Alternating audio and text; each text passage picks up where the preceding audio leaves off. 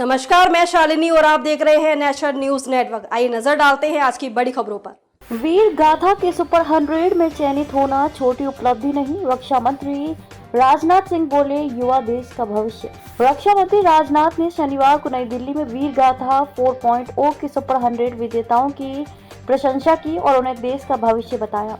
इन 100 विजेताओं में से 66 बालिकाएं हैं जो कि देश के विभिन्न हिस्सों से आई हैं। अभिनंदन समारोह के दौरान प्रत्येक विजेता को 10,000 रुपए का नकद पुरस्कार, एक पदक और एक प्रमाण पत्र प्रदान किया गया। ये सभी विजेता उन 10,000 विशेष अतिथि में शामिल हैं जो कर्तव्य पथ पर गणतंत्र दिवस परेड देखेंगे। प्रोजेक्ट वीर गाथा में चयनित होना कोई छोटी उपलब्धि नहीं, राजनाथ सिंह ने कहा। प्रोजेक्ट वीर गाथा में चयनित होना कोई छोटी उपलब्धि नहीं है। आप सभी पूरी दुनिया में देश को गौरवान्वित करेंगे क्योंकि आप में प्रतिभा है। मैं सभी को उज्जवल भविष्य की शुभकामना देता हूं। उन्होंने प्रतियोगिता में भाग लेने वाले छात्र छात्राओं की बुद्धिमत्ता, उत्साह और देशभक्ति की सराहना की। प्रोजेक्ट वीर गाथा की शुरुआत 2021 में वीरता पुरस्कार विजेताओं की वीरता, निस्वार्थ सेवा और साहस की प्रेरक कहानियों और इन बहादुरों की जीवन गाथाओं को छात्रों के बीच प्रसारित करने के उद्देश्य से की गई थी ताकि उनमें देशभक्ति की भावना पैदा हो सके।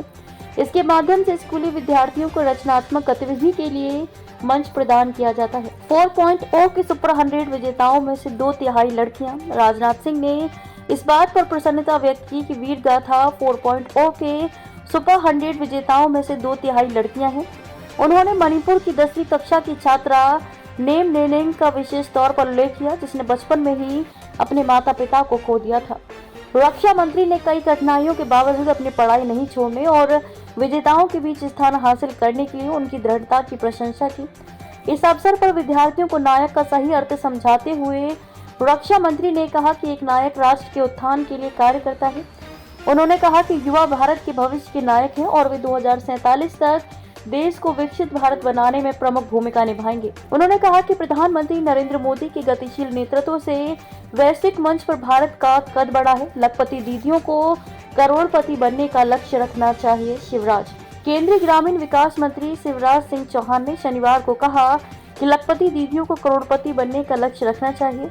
उन्होंने ये बात 300 महिला स्वयं सहायता समूह SHG की सदस्यों के साथ बातचीत के दौरान कही जो कि 76वें गणतंत्र दिवस समारोह में विशेष अतिथि के रूप में भाग लेंगी।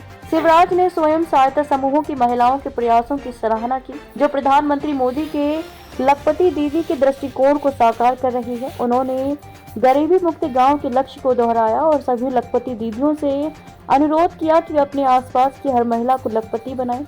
ग्रामीण महिलाओं ने अपनी कहानी साझा की। खबरों में अब तक के लिए बस इतना ही। फिर होगी आपसे मुलाकात एक ऐसी ही बड़ी खबर के साथ। तब तक के लिए नमस्कार और देखते रहिए नेशनल न्यूज नेटवर्क।